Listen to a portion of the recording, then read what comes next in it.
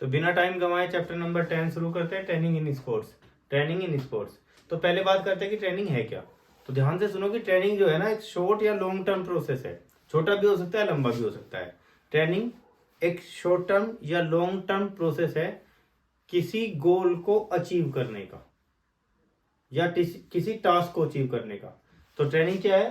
Training short term या long term process है किसी टास्क को अचीव करने के लिए। तो ये होगी ट्रेनिंग की डेफिनेशन।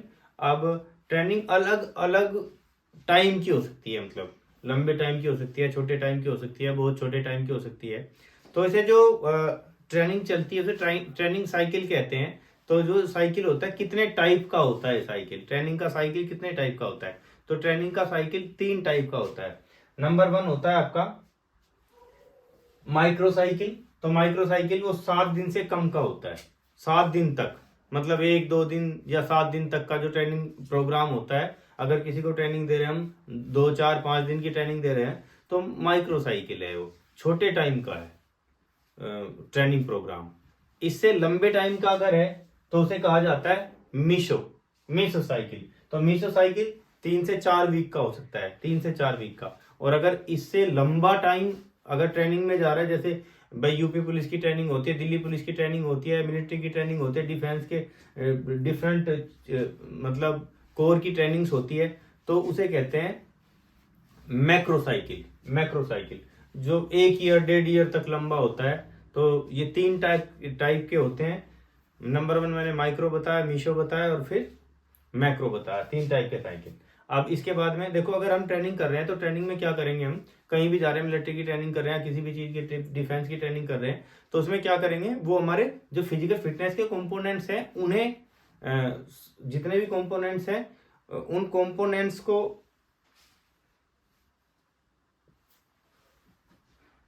तो जो हमारे फिजिकल फिटनेस के कंपोनेंट्स हैं उन्हें इंप्रूव करेंगे, उन्हें स्ट्रॉन्ग करेंगे, फिजिकल फिटनेस के कंपोनेंट्स को ठीक करेंगे। और फिजिकल फिटनेस के कंपोनेंट्स कौन कौन से होते हैं? आपके फिजिकल फिटनेस के कंपोनेंट्स होते हैं स्ट्रेंथ, स्पीड, इंड्योरेंस, फ्लेक्सिबिलिटी और कोऑर्डिनेटिव एबिलिटी। कौन कौन से होते हैं? फिर से सुनो, स्ट्रेंथ, स्पीड, इंड्योरेंस, फ्लेक्सिबिलिटी और कोऑर्डिनेटिव एबिलिटी।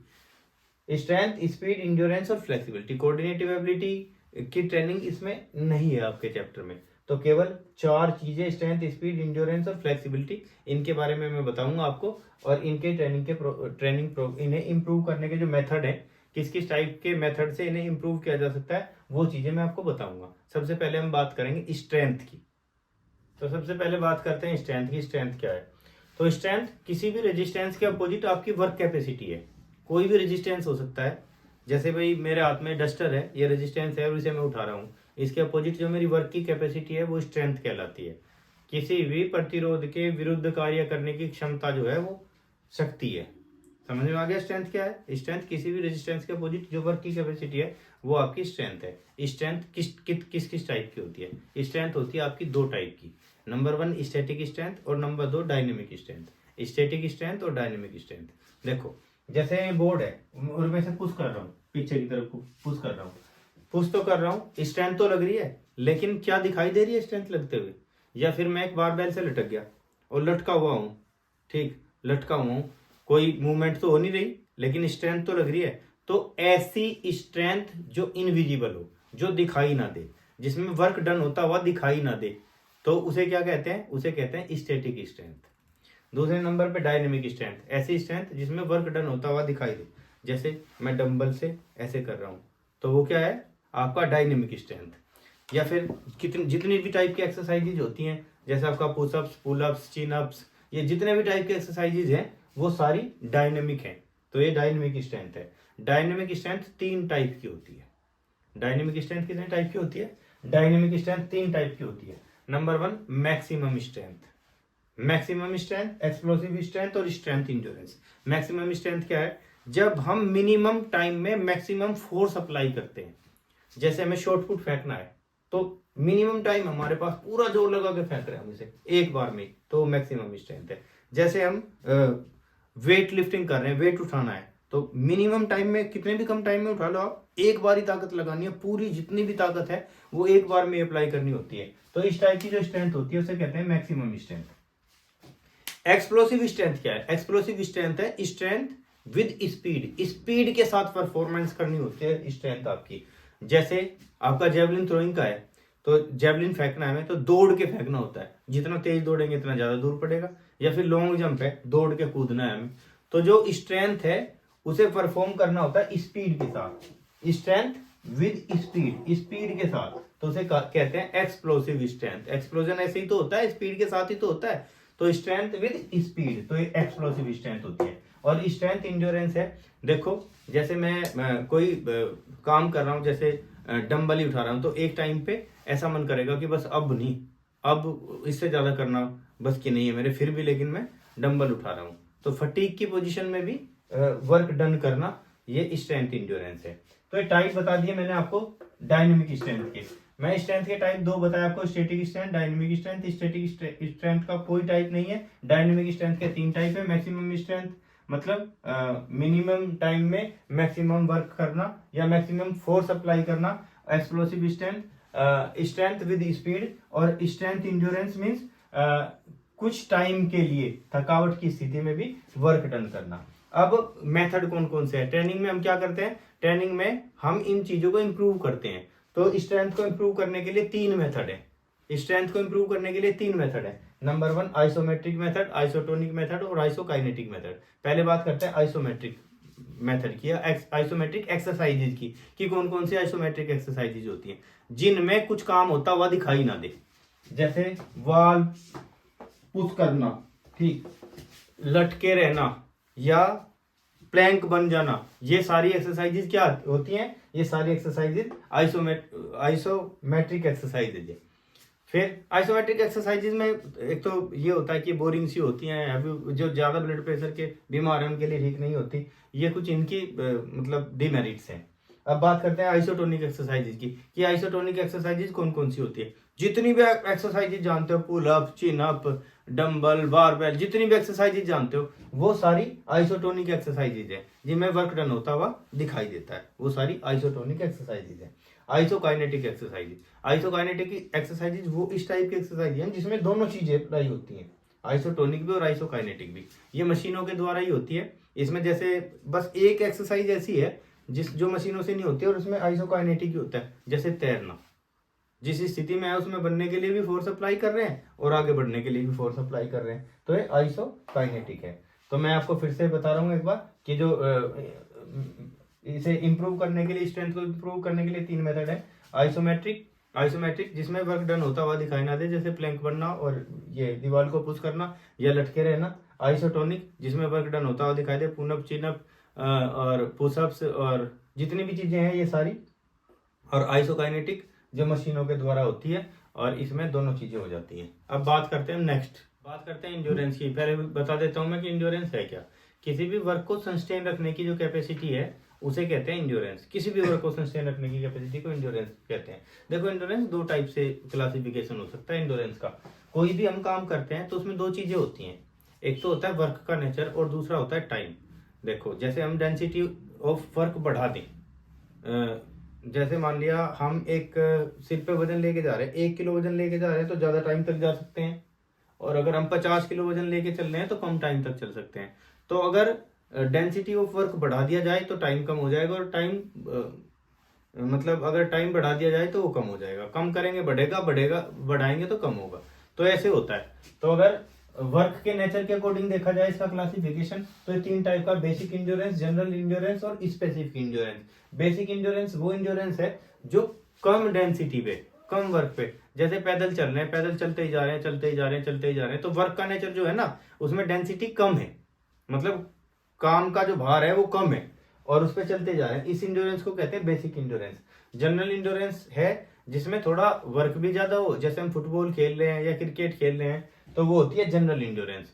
और स्पेसिफिक इंड्योरेंस वो इंड्योरेंस है जिसमें ज्यादा डेंसिटी के साथ में, जैसे हम वो खेल रहे हैं, कुश्ती कर रहे हैं, देखो याद आ गया मुझे, कुश्ती कर रहे हैं, बढ़िया एग्जांपल है, कुश्ती कर रहे हैं और एक राउंड कंप्लीट हो गया, अब थक गए हैं, अब हमारे बस की कुछ भी नहीं रहा, फिर भी दूसरे राउंड में हम पार्टिसिपेट कर रहे हैं और दूसरे राउंड में फिर भी कुश्ती लड़ रहे हैं, तो इस टाइप की इंड्योरेंस है ना, स्पेसिफिक इंड्योरेंस है। ये वर्क के अकॉर्डिंग है, इसमें सबसे कम वर्क था, इसमें ज्यादा वर्क और उससे ज्यादा वर्क, ठीक।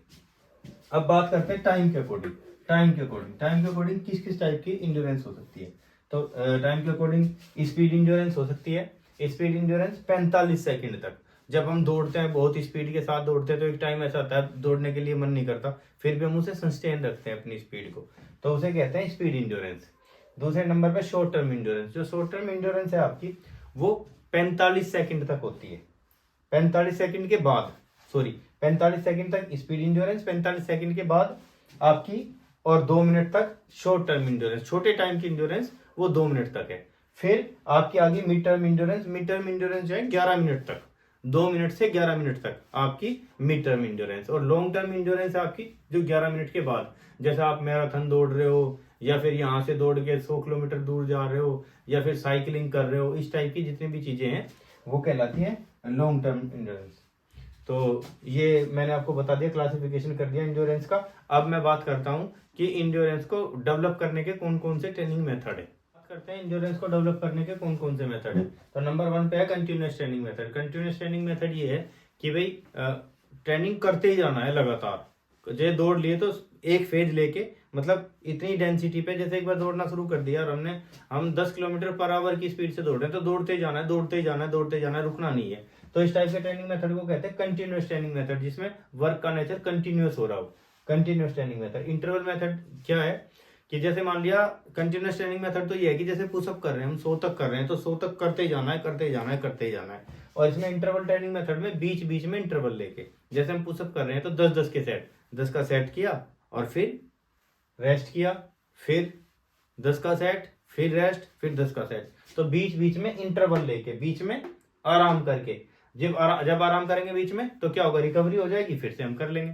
तो ऐसे ही ये इसे कहते हैं इंटरवल मेथड। और फार्टलेक ट्रेनिंग मेथड को आप समझो, जैसे ये फोर्ट लेक है, फोर्ट कहते हैं किले को, लेक कहते हैं झील को। तो किला और झील कैसे, देखो आप समझो, मैं समझा रहा हूं आपको। जैसे कोई पहले किसी को ऐसे दौड़ाया, यहां से एथलीट को दौड़ना शुरू किया, पहाड़ी पे ऊपर की तरफ चढ़ना शुरू किया उसने, तो उसमें क्या होगा कि वो थक जाएगा ऊपर तक चढ़ने में, डेंसिटी ज्यादा है ना वर्क की। अब वो थक गया, थकने के बाद में फिर नीचे उतरेगा, तो उतरते टाइम उसकी रिकवरी हो जाएगी और फिर दौड़ेगा वो। जैसे आप समझो कि जैसे आपके घर पे कोई मजदूर आया, मजदूर आने के बाद में आप उससे काम करवा रहे हो। पहले वो ईंटें उठा उठा के फेंक रहा था ऊपर, ईंटें छत के ऊपर ईंट फेंक रहा था, तो वो बेचारा बहुत थक गया। थकने के बाद में आप उसे ये नहीं चाहते कि इसे आराम मिले, आप क्या काम करोगे कि चल जब तू थक गया तो बैठ के ईंटें जमा दे आराम से, ठीक, वो फिर ईंटें जमा रहा है। तो देखो इसमें रिकवरी भी हो रही है वर्क करते करते ही, और वर्क भी कर रहा है। पहले डेंसिटी ज्यादा है वर्क की, फिर कम डेंसिटी करके उसे रिकवरी करवाई जा रही है। तो इस तरीके को कहते हैं फार्टलेक ट्रेनिंग मेथड। 3 मेथड है, continuous training method, interval training method और फार्टलेक ट्रेनिंग मेथड। अब हम बात करते हैं स्पीड की, स्पीड क्या है और स्पीड डेवलप करने के कौन कौन से मेथड है। स्पीड की डेफिनेशन सुनो पहले। स्पीड की डेफिनेशन क्या है, जो वर्क डन करते हैं उसका रेट स्पीड कहलाता है। जैसे मान लिया हम इसे उठा रहे हैं एक बार, तो 1 मिनट में कितनी बार उठा रहे हैं, वो हमारी स्पीड है। तो वर्क को करने का जो रेट है उसे स्पीड कहते हैं। स्पीड के टाइप कितने होते हैं, तो स्पीड के टाइप है तो रिएक्शन एबिलिटी, एक्सेलरेशन एबिलिटी और स्पीड इंड्योरेंस। समझो पहले रिएक्शन एबिलिटी। रिएक्शन एबिलिटी वो है कि जैसे मान लिया कोई भी जैसे गोली छुटने पे दौड़ना शुरू करता है कोई भी एथलीट, तो उसकी रिएक्शन एबिलिटी है। रिएक्शन 2 टाइप का हो सकता है, रिएक्शन एबिलिटी 2 टाइप की होती है। रिएक्शन एबिलिटी जो है ना वो 2 टाइप की हो सकती है आपकी। एक तो हो सकता है सिंपल रिएक्शन एबिलिटी और दूसरी होती है कॉम्प्लेक्स रिएक्शन एबिलिटी। मैं ये मार्कर ऊपर लेके खड़ा हुआ हूं और मैं छोड़ूंगा, मैं आपको बता रखा है कि इसे छोड़ दूंगा, मैंने इसे पकड़ लिया, तो ये रिएक्शन किया ना मैंने, जब इसे छोड़ा तो रिएक्शन किया, तो ये सिंपल रिएक्शन एबिलिटी। जब हमें पता होता है कि ये मार्कर छूटने वाला है तो ये सिंपल रिएक्शन एबिलिटी। जैसे बैट्समैन को पता होता है कि बॉल डालने वाला है बॉलर, तो ये है सिंपल रिएक्शन एबिलिटी। दूसरी होती है कॉम्प्लेक्स रिएक्शन एबिलिटी, जिसमें हमें पता नहीं होता कि कब हमें रिएक्शन लेना है। जैसे कोई एक आदमी खड़ा हुआ है, एकदम से बॉल आ गई तो उसने रिएक्शन लिया, या फिर एक आदमी खड़ा हुआ है, उसे एकदम से लात मार दी किसी ने, तो उस पर जो रिएक्शन होगा उसका, उसे कहते हैं कॉम्प्लेक्स रिएक्शन एबिलिटी। नंबर 2 पे एक्सीलरेशन एबिलिटी। एक्सीलरेशन एबिलिटी वो है, देखो इसमें तो समझो मैं तीन चीजों को आपको दौड़ के उससे समझा देता हूं। जैसे ये स्टार्टिंग पॉइंट है, स्टार्टिंग पॉइंट, और ये फिनिशिंग पॉइंट है। फिनिशिंग पॉइंट यहां से यहां तक कोई एथलीट दौड़ता है, तो यहां सबसे पहले एक एक बात को अच्छे से समझ लो। जैसे एकदम से बुलेट की आवाज आई तो उस पर एकदम दौड़ना शुरू किया, ये है रिएक्शन एबिलिटी। जब बुलेट की आवाज आई और उसने दौड़ना शुरू किया, तो रिएक्शन एबिलिटी है।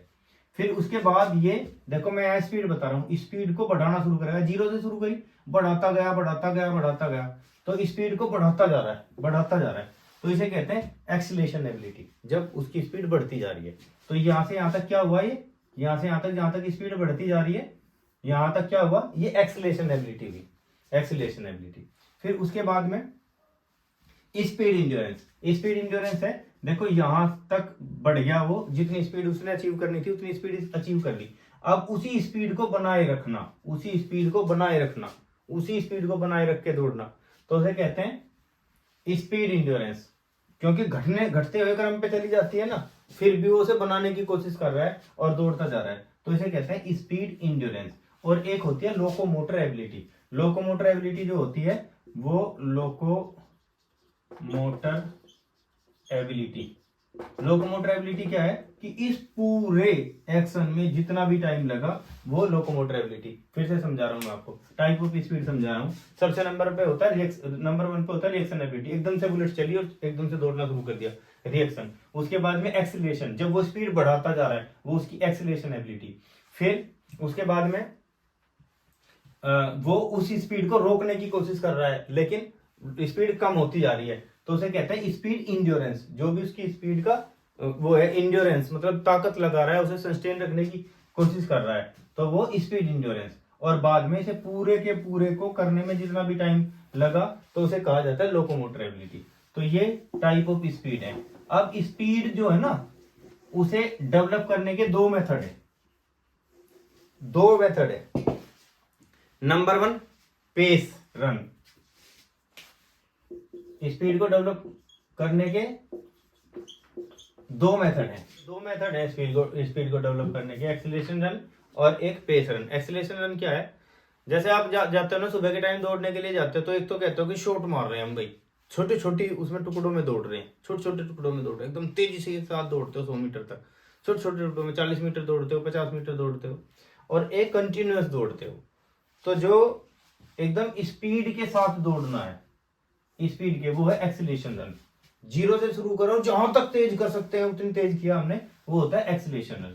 और पेस रन क्या होता है, पेस रन एक ही स्पीड पे लंबे टाइम तक दौड़ना, वो पेस रन है। तो स्पीड को डेवलप करने के दो मेथड है, एक्सीलरेशन रन और पेस रन, स्पीड बढ़ाते हुए दौड़ना और एक समान स्पीड पे दौड़ना। अब बात करते हैं फ्लेक्सिबिलिटी की। फ्लेक्सिबिलिटी है क्या, फ्लेक्सिबिलिटी है जॉइंट के रेंज ऑफ मोशन। जैसे मैं पैर को, हाथ को इतना खोल सकता हूँ, तो मेरी रेंज है हाथों को खोलने की, जॉइंट है इसकी रेंज है खोलने की, तो जॉइंट का रेंज ऑफ मोशन फ्लेक्सिबिलिटी कहलाता है। फ्लेक्सिबिलिटी दो टाइप का होता है, एक एक्टिव फ्लेक्सिबिलिटी और एक passive flexibility. Active flexibility without external help के या विदाउट एक्सटर्नल फोर्स के जो फ्लेक्सिबिलिटी है, जैसे मैं झुक रहा हूं, मैं थोड़ा ही झुक पा रहा हूं, जितना झुक पा रहा हूं वो मेरी एक्टिव फ्लेक्सिबिलिटी है, एक्टिव फ्लेक्सिबिलिटी, ठीक। और पैसिव फ्लेक्सिबिलिटी वो है कि विद एक्सटर्नल हेल्प, जैसे कोई आदमी है यार, उसने मेरे कंधों पे ताकत लगाई, वो ज्यादा मोड़ने की कोशिश, ज्यादा मुड़ गया मैं उससे एक्सटर्नल हेल्प से, तो without external help active flexibility, और with external help passive flexibility. दो टाइप की फ्लेक्सिबिलिटी होती है।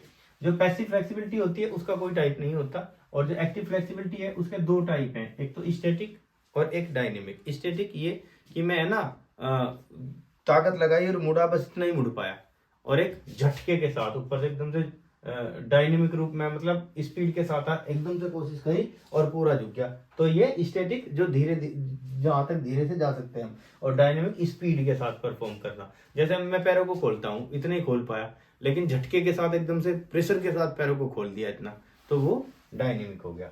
तो ये इसके फ्लेक्सिबिलिटी के टाइप है, एक्टिव फ्लेक्सिबिलिटी और पैसिव फ्लेक्सिबिलिटी।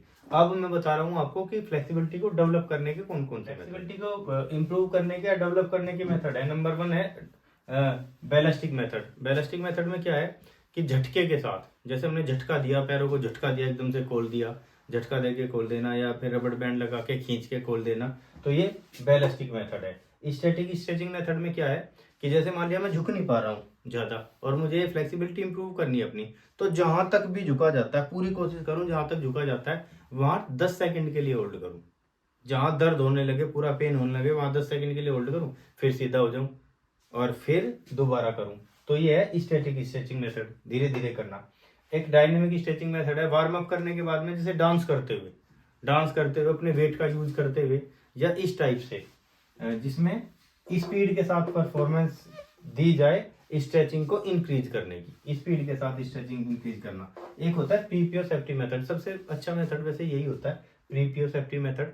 इसमें क्या है कि पहले वार्म अप करो, वार्म अप करके और फिर जहां तक स्ट्रेच कर पा रहे हो आप वहां तक स्ट्रेच करो, 10 सेकंड के लिए होल्ड करो, फिर सीधे हो जाओ, ठीक, फिर दोबारा कोशिश करो, फिर 10 सेकंड के लिए होल्ड करो, फिर सीधे हो जाओ। तो प्रीपियो सेफ्टी सबसे अच्छा मेथड है। तो ये टेक्निक है इसे इंप्रूव करने की, फ्लेक्सिबिलिटी को इंप्रूव करने की। करते हैं कोऑर्डिनेटिव एबिलिटी को डेवलप करने के जो मेथड है, कोऑर्डिनेटिव एबिलिटी को डेवलप करने के जो ट्रेनिंग मेथड है उनके बारे में।